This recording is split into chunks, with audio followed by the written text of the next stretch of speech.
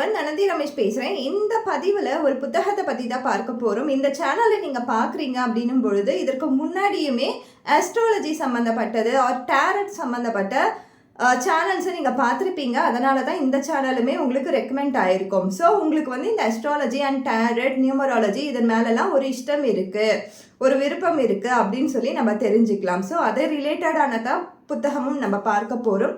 So நம்ம இன்னைக்கு பார்க்க போகிற புத்தகம் வேதிக் நியூமராலஜியை பற்றி புத்தகம். ஸோ நியூமராலஜி பொறுத்த வரைக்கும் நிறைய வேரியேஷன்ஸ் இருக்குது. மொடாலிட்டி ஒன்றா இருந்தாலும் நிறைய வேரியேஷன்ஸ் இருக்குது. பித்தாகரஸ் இருக்குது, சாண்டிலியன் இருக்குது, லோஷோ கிரிட் இருக்குது, நம்மளுடைய வேதிக் நியூமராலஜியுமே இருக்குது. வேதிக் நியூமராலஜி தவிர்த்து வேறு எந்த வேரியேஷன்ஸ்லையுமே அந்த அளவுக்கு நம்மளால் ப்ரெடிக்ட் பண்ண முடியாது இப்படின்னு சொல்லி என்னுடைய குருவும் சொல்லியிருக்காங்க. எனக்கு வந்து நான் பர்சனலாகவும் அதை ஃபீல் பண்ணியிருக்கேன். ஸோ வேதிக் நியூமராலஜி வந்து அஸ்ட்ராலஜி மாதிரியே நம்ம பார்க்க முடியும். இதுலேயுமே நம்மளுக்கு தசாஸ் வரும், மந்திரம் வரும், சூக்ஷம் வரும், எல்லாமே வரும். நம்மளுக்கு அஸ்ட்ராலஜியில் எதெல்லாம் பார்க்க முடியுமோ நம்மளுடைய வேதிக் நியூமராலஜிலையுமே அதெல்லாம் நம்மளால் பார்க்க முடியும், ஒரு ப்ரெடிக்ஷனை பார்க்க முடியும்.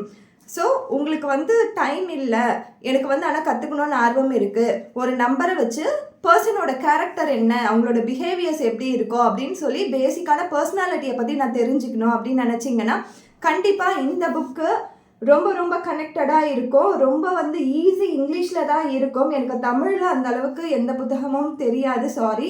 ஸோ இங்கிலீஷில் பார்க்கும்பொழுது இந்த புக் வந்து ரொம்ப நீங்கள் வந்து ஒரு 600 கொடுத்து வாங்குறீங்க.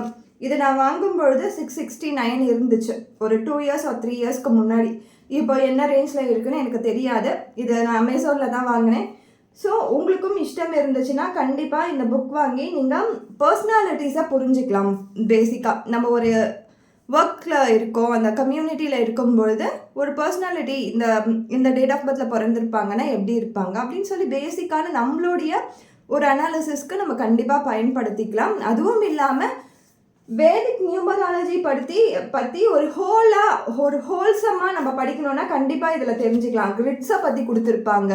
கிரிட்ஸ் அதாவது ஹரிசாண்டல் கிரிட்ஸு, அதே மாதிரி வெர்டிக்கல் கிரிட்ஸு, அதை பற்றி எல்லாத்தையும் பற்றியுமே ப்ரீஃபாக கொடுத்துருப்பாங்க.